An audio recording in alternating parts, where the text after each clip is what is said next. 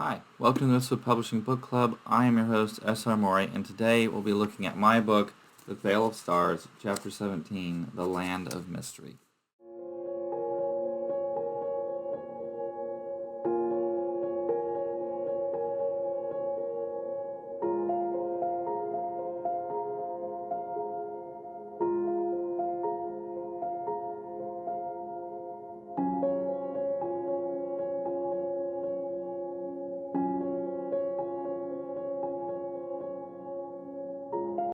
So this chapter is one where it kind of expands, I guess, on some of the stuff I was talking about in last week's video, where I tackle some of the harder questions that might arise in someone of faith.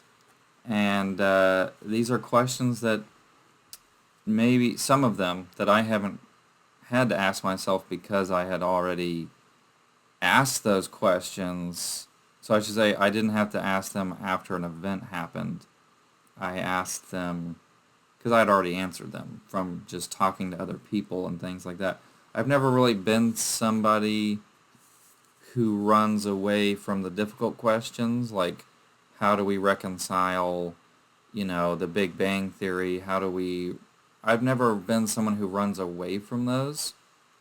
I prefer to face them head on with logic, and so that's why I don't particularly subscribe to the whole 7-day thing, and that's why, if you go back to the beginning, why the kind of the creation story is kind of reflective of that.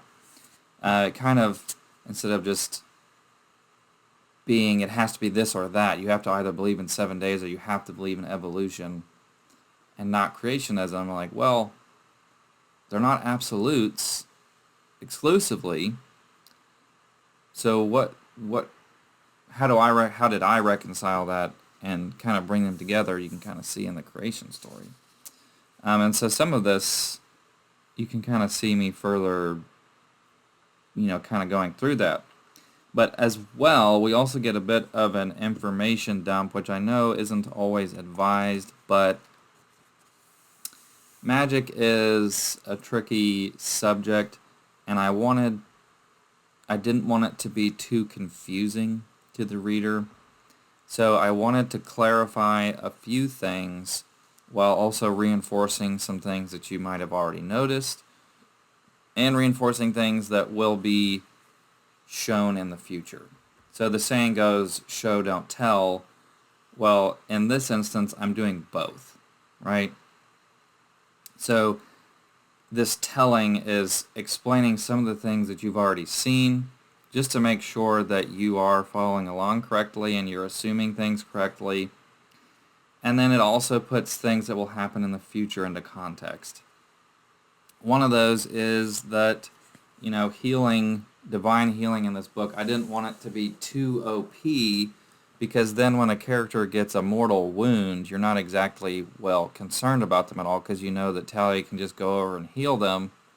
So we kind of get a clarification that what happened in the cave was an exception, not the rule, and that Lena doesn't necessarily know what exactly is the explanation for how Talia was able to heal Narbad in that way, because usually a divine clerical healing spell, instead of healing a shattered bone, it's going to set it, right?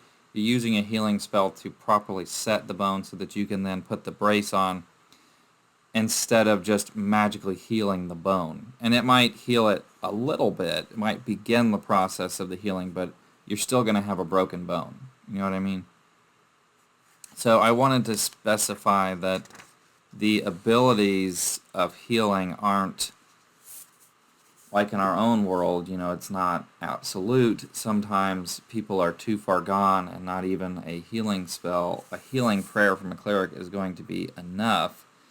You do need to also use modern medical methods to go alongside the prayers of the cleric.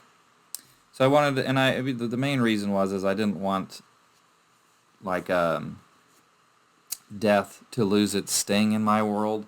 So like if a character is mortally wounded, that doesn't necessarily mean they're going to make it. It doesn't necessarily mean Talia can jump over them and bring them back to life. So I did want to clarify that. And so we get a lot of clarification on magic and maybe how some of the more holy magics work, and maybe a brief little intro into some of the other magics, and setting up, like Orsoon, setting up some names that might be important in the long run, but it's not. Obviously, they'll be reintroduced when they come up again, so it's not like life and death if you don't remember all of those names.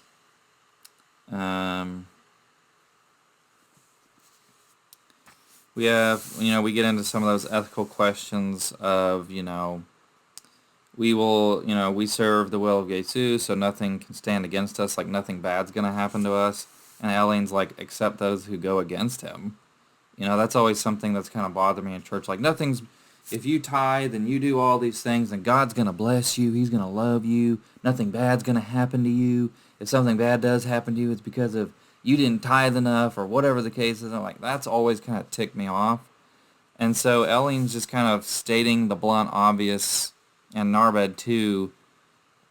We have free will, and people are going to do things, and bad things happen to good people in part because of other people. Car accident with a drunk driver, someone made a dumb decision. It wasn't that God ordained that this person was going to get drunk and destroy your life. It's that God gave us free will and this person was an idiot. And that's why the bad thing happened. See, there's just some types of philosophy that are dangerous, and that whenever inevitably something bad happens, your faith will just crumble into little bits if you're not asking the right questions and facing them head on. And so, Narbed says, he means to say that if another free-minded being decided to enact his free will on another and kill them, Gesu would not intervene. I should know. My mother died because of the free will of men. Probably my father also. My people are enslaved by the will of the Ferrar. Gesu did nothing to prevent it. This does not mean that he is to blame, however. My grandfather always said that Gesu supplied the tools for us to succeed. He has bled for us, trying to aid us without infringing on his promise of free will. The Ferrar have to pick up the tools, is all. Vidar is one of those tools, and if we die in the pursuit of it, then we should not be afraid. Vandir may have control of this world, but not the next. The white shores of Himen await us, and all pain will be behind us. And this is another great moment of where you're seeing a different Narbed, right? Narbed from a few chapters ago would not have said that. Not at all. And so we're seeing the change that's happened in him, and also just me kind of explaining, like, bad stuff happens. When I was working at Wendy's, there was a woman who let her kids be watched by one of the other workers there, and he was actually the guy that got me the job at Wendy's, and he was in my youth group. He ended up molesting her two sons, and she was sitting there crying and asking me how God could let this happen. And I was like, well, free will. That's not what you want to hear, and obviously I comforted her and told her it was awful and all of that. I also want her to know that it's not God that makes this world the way that it is. We are. It's that Rorschach quote from Watchmen, just beautifully written, God realizes, in the Rorschach quote, God realizes, God doesn't make the world this way, we do. Or I guess Rorschach is having that realization. But at any rate, that's kind of where that's stemming from. So then, Narbed kind of tells the story briefly of what happened when he went to go save Terran in the Land of Mystery. He's telling it to Talia, and Talia kind of expresses that she is well, first of all, she's glad that he finally told her because she knew he was hiding something from her. But also, she expresses that she's glad that the gatherer is somebody, or the pilgrim is someone like Narbad and not someone like her father or her brother. You know, she's probably had the impression that God chooses the really able-bodied and the obvious choices, and she's glad that, you know, Geisu's choice was one of heart and character, not necessarily nobility and ability. And we also kind of see a bit of, you know, their love further cementing, and they fall asleep, you know, leaning up against each other, and it's a beautiful little scene, I think. The next bit, we get a glimpse into hell, and Is visiting, excuse me, Is visiting one of his brothers in the abyss, which is hell. And I did get that. We see a blending of kind of Judeo-Norse mythologies, legends, and beliefs kind of being mingled in here, as in the person guarding the gate is named Hel, and there is a dog. You know, I think Fenrir is the name in actual Norse mythology, but I've named him Garm. And the Jews had a belief about the abyss, you know, that drowning was like the worst way to die. And so we kind of get a glimpse into what hell is like in this world. It's basically drowning for eternity, but also being eaten by these evil little creatures for all of eternity.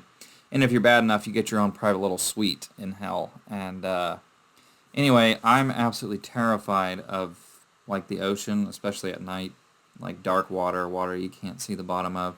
Absolutely terrified of it. Not like phobia level, but terrified. Anyway, so I was making what I would think would be the worst possible way to spend eternity, you know, other than the stereotypical burning. And that's what I came up with. Hopefully it's horrifying to you. So have a wonderful week. I'll see you next week for Chapter 18, To Battle, which is a bit longer, but it is the last chapter in Part 2. And so we'll be in Part 3, the home run stretch. Peace out.